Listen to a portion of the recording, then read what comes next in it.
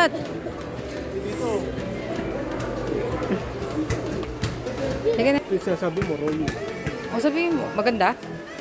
Ikaw? Saksakan natin? Parang mahaba yan. Oo. Oo. Sige. Magkano?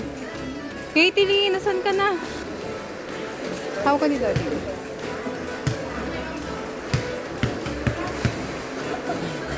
Alis go na, tara na.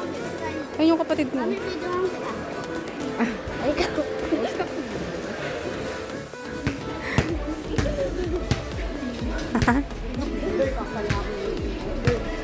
Ligo. You want that? Kailan? Saan mo naman gagamitin? Oo, hindi pa pwede sa bahay. Oo. Yung isa, bili. Hop. Balik mo na, ha? Oo mo. Oo mo, Joy. Ay, busy sa chinelas, oh. Nak.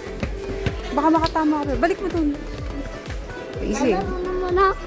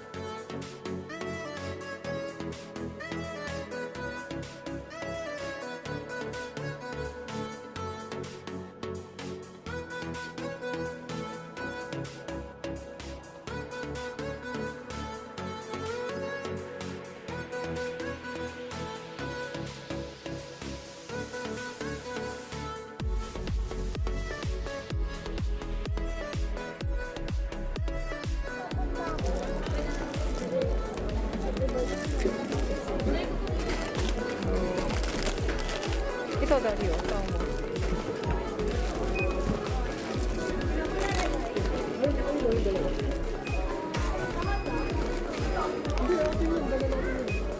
Ano to?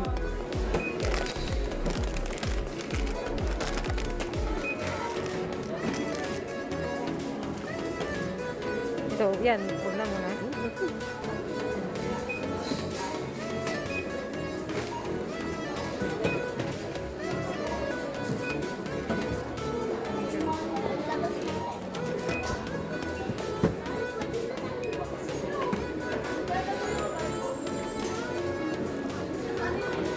Ready?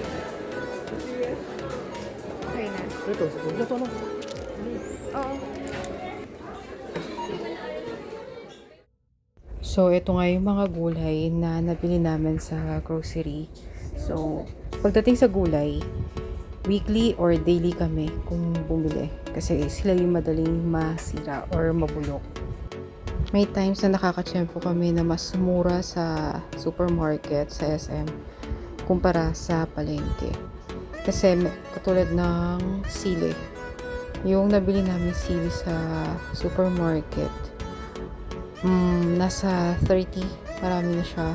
Sa palengke, kung bumili kami, ilang piraso pa lang, 3-10. Kaya yes, kung minsan, advisable pa rin yung daily shopper compared or kumpara sa mga weekly and monthly shopper. Yan, ito yung mga stocks. Yan, weekly yan. Depende na siyempre sa bata, sa kids ninyo, kung yung kain nila, kung paano yung nakikita ninyo na nakain ng mga bata. Sa amin kasi, sa araw-araw, kaya nilang ubusin yung 6 na Chucky, 2 days or 3 days tumatagal yun. Kaya bibili kami ng at least 2 packs ng Chucky na 6 yung 6 yung laman or yung tinatawag na budget pack.